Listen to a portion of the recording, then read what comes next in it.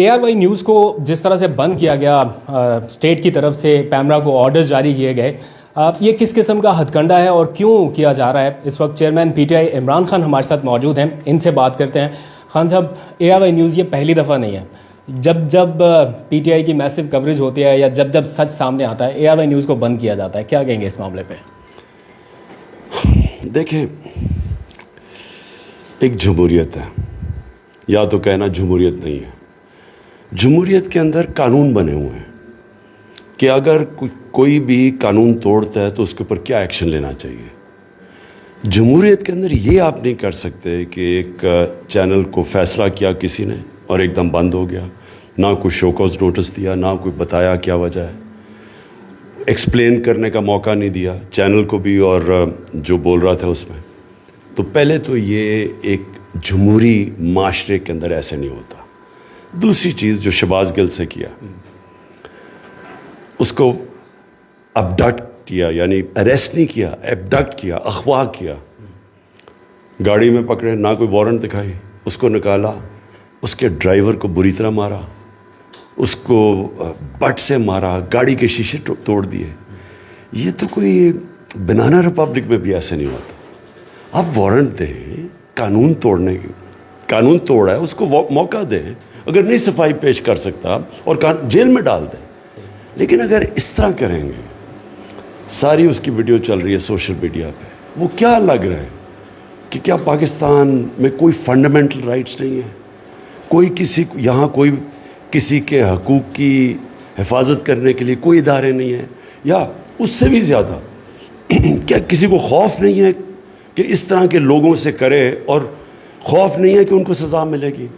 25 مئی کو بالکل یہ کیا گیا ہمارے سے، جس طرح انہوں نے ظلم کیا، پولیس نے، رینجرز نے لوگوں کے اوپر، گھروں میں چلے گئے رات کے 2-3 بجے، خواتین تھی۔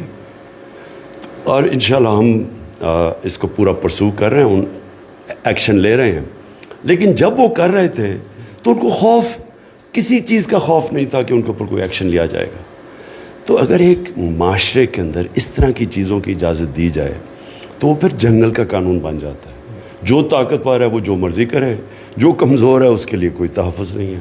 خان صاحب، آپ کے بھی ممکنہ طور پر اریسٹ کے لیے اطلاعات ہیں، لوگ بڑے پریشان ہیں، آپ کے کارکنان بڑے فکر مند ہیں، کوئی میسیج دیں گے ان کو؟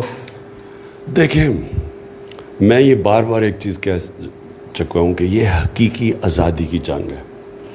اریسٹ ہونا تو چھوٹی سی چیز ہے۔ میں نے جب فیصلہ کیا تھا کہ اس حقیقی آزادی کی جنگ میں لڑوں گا، جہاد اسے کہتا ہوں، میں نے یہ فیصلہ کیا تھا کہ اپنی جان بھی قربان کرنی پڑے نا تو میں اس کے لیے کروں گا، کیونکہ میں غلام نہیں رہ سکتا۔ میں ایک آزاد ملک میں پیدا ہوا تھا، میرے ماں باپ اور ان کی جنریشن غلامی میں پیدا ہوئے تھے، ہم آزاد ملک میں پیدا ہوئے تھے، اور مجھے قدر تھی ہمیشہ بچپن سے کہ ہم نے اپنی آزادی کی حفاظت کرنی ہے۔ کوئی بھی قربانی دینی پڑے میں اس کے لیے تیار ہوں۔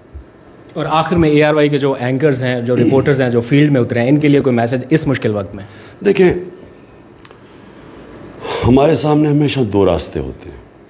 ہم نماز میں اللہ سے مانگتے ہیں کہ اللہ اس راستے پہ لگا جس پہ تو نے نعمتیں بخشیں، دوسرے راستے پہ نہ لے جا جو کہ ایک انسان کی تباہی کا راستہ ہے۔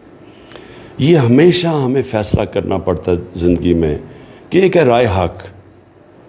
رائے حق جو ہے، جو سیدھا راستہ ہے، وہ مشکل راستہ ہے، وہ ہمارے نبی صلی اللہ علیہ وسلم کا راستہ ہے۔ ان کی زندگی آسان نہیں تھی، لیکن وہ ایک انسان کی عظمت کا راستہ ہے، مشکل راستہ ہے۔ اب ہمیشہ جب انسان کے سامنے 2 چوائسز آتی ہیں، ایک آسان چوائس ہوتی ہے کہ ظلم کے سامنے سر جھکا لو۔ یہ جو اب آج عاشورہ ہے، کیا ہمیں پیغام اس دنیا کی تاریخ کی سب سے بڑی قربانی میں سمجھتا ہوں دی گئی کربلا میں، وہ کیا پیغام ملا سارے مسلمانوں کو؟ پیغام یہ ملا کہ رائے حق کے لیے ظالم کے سامنے آپ سر نہیں جھکاتے، سر کٹوا سکتے ہیں، جھکاتے نہیں ہیں، اور اس سے ایک معاشرہ زندہ ہوتا ہے۔ جب ایک معاشرہ ظلم کے سامنے جھک جاتا ہے، معاشرہ تباہ ہو جاتا ہے۔ غلاموں کی کوئی حیثیت نہیں ہے، صرف آزاد انسان، آزاد قوم، صرف آزادی ایک اونچی پرواز دیتی ہے۔ اقبال کا جو علامہ اقبال کی ساری جو کوشش تھی سوئے ہوئے غلام مسلمانوں کو جگانے کی، وہ ساری تھی خودداری کی، خودی کی. اور وہ پیغام آج سب سے زیادہ ہے کہ ایک بیرونی سازش ہوتی ہے، ایک چوروں کو اوپر مسلط کر دیا جاتا ہے. اب ہمارے پاس دو راستے دے دیتے کہ یا تو ہم اس کو قبول کر لیں اور اسی ظلم اور غلامی کے سامنے اپنا سر جھکا دیں، اور یا پھر ہم جد و جہد کریں.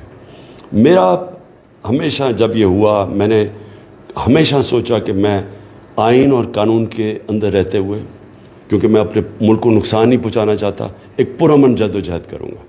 اور یہ جد و جہد میں پھر سے کہہ رہا ہوں، جب تک میں زندہ ہوں میں کروں گا. Thank you.